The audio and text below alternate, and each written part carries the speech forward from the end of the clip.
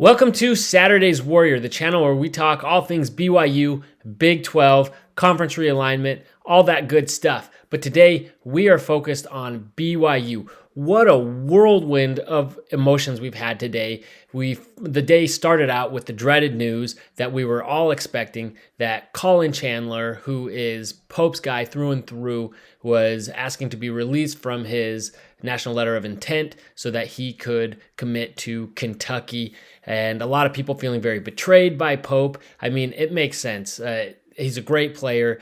I'm sure he'll do well at Kentucky. And it's understandable that Pope would want to take him. It is interesting that none of the other players that have put their name in the portal are necessarily committed to Kentucky at this point. So there's at least that. But it felt like with Pope leaving, your best shot was getting maybe Chris Burgess in quickly to re-recruit him to BYU, but appears that he was not even waiting for BYU to hire a coach. And really, when today started, we had no idea when that would be. It felt like I'd heard mixed things that some people said BYU's moving quickly on this one, still quicker than usual, expect something by the middle of the week, and other things saying, this is just what it is, expect at least a couple weeks. But we did get the news today that BYU is hiring their head coach. They're taking Kevin Young, who is an assistant head coach, apparently the highest paid assistant head coach in the NBA. I think I also saw that he was just interviewing for a job with, I think it was yesterday, it was just last night that he had been interviewing with for the head coaching job with the Nets. And he did not get that because the Nets announced another head coach. When we did our video talking about the potential head coaches coming to BYU, we did talk about Kevin Young because he was in that article from that we referred to, and his name has been around because he is a prominent coach in basketball circles, and so obviously his name would be thrown in there. I just didn't see it. A guy who's coming from the NBA, not really having coached a whole lot at the collegiate level. Really, his experience has been at the professional level. I just didn't see it happening, and so we were focused on it. Really felt like everything was pointing to Chris Burgess getting hired, and so the fact that we got someone at that level is huge. I don't really know anything about the guy, his coaching philosophy, also how he's going to do in the transfer portal, and that was one concern of mine, is he going to be able to recruit? Is he going to be able to retain the team? And those are still big question marks. And then also I was texting with people as we saw the news, and I asked, I wonder if this will end up being like with football, where they had a bunch of candidates for head coach, they ended up picking one, and then a lot of the other candidates came in as the coaching staff. So I was like, I wonder if that could be the case with this one. You bring in Kevin Young and some of these other guys as assistants.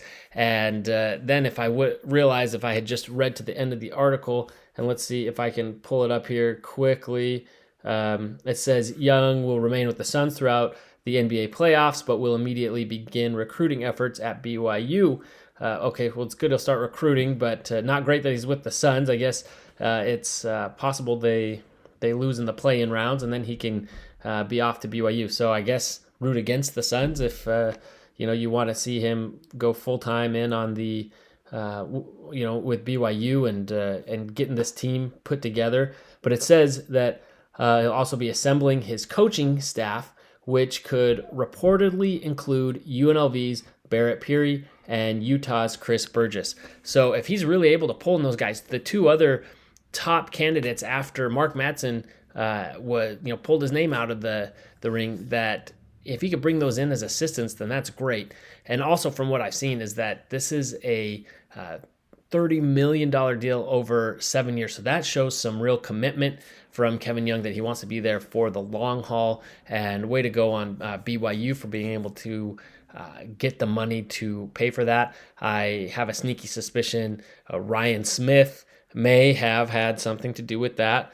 And in fact, I think it even references that in that same article that Ryan Smith and Danny Ainge both got involved with this one. So they really felt like this was their guy.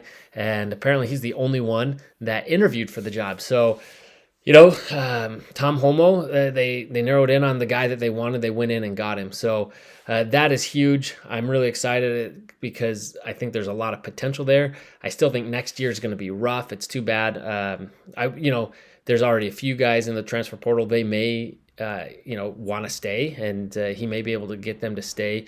But in terms of the continuity, I'm sure there'll be other guys. I don't know. I just expect a lot of turnover, and we'll see if he's able to bring in anybody. I mean, maybe this year ends up being one of those years where you just get in some maybe upperclassmen transfers, some 1-year rentals, and get the best team together you can for the year while he continues to recruit and bring in some of his own guys from the high school ranks, and as guys continue to return off missions. But the loss of Colin Chandler, there's no way around that. It just hurts.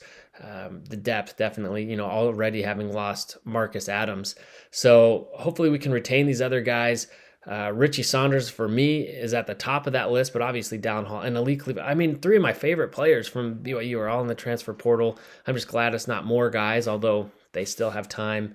Maybe he's able to talk Jackson Robinson into staying, which, again, I think is a bad decision for Jackson Robinson, but maybe he thinks another year with an NBA coach that's had NBA experience can really help prep him for that and give him, help increase his odds going forward and getting drafted and being able to have a career in the NBA. So yeah, if he's able to get a coaching staff around him that's familiar with recruiting, been around and done it, then that's great. And then you also continue to build up your depth in coaching in the coaching ranks in case he ever does leave for the NBA or any other opportunity, that you have some other guys there waiting in the wings. I saw some funny tweets from people. One that I made the same joke, but Joe Weed is way more famous on Twitter than I am, has way more followers, and so it got a lot of traction. But just talking about, wondering which players he can bring with him from his current team, KD, Booker, all those guys. So that would be great. Not happening, but I saw someone else saying that, man, Ryan Smith is enemy number 1 in Arizona, or he loves taking things from Arizona, referring to the Coyotes also going to Utah. So I don't know. It's just exciting. I'm still trying to wrap my head around it. It is good news, but obviously, depending on what the players end up doing, that is really going to be what affects next year. I think if he can keep the core of this roster together, even losing Chandler and maybe 1 or 2 pieces and then bringing in a couple guys, I think BYU still has a chance to be there kind of at the middle of the Big 12. But realistically, this could be a rebuild year. We could be in for a long one. But it is nice to see that there is this investment in BYU, and hopefully that signals to players that we're for real and we want to continue to compete, and people think that they can come here and build something special.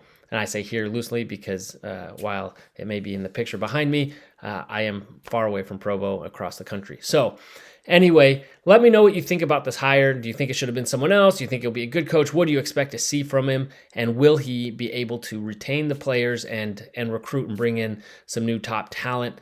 Let me know in the comments. Please also like this video and subscribe. Help us. We're getting really close to reaching that 1,000 subscriber benchmark. If you can, please subscribe if you haven't already. And as always, go Cougs!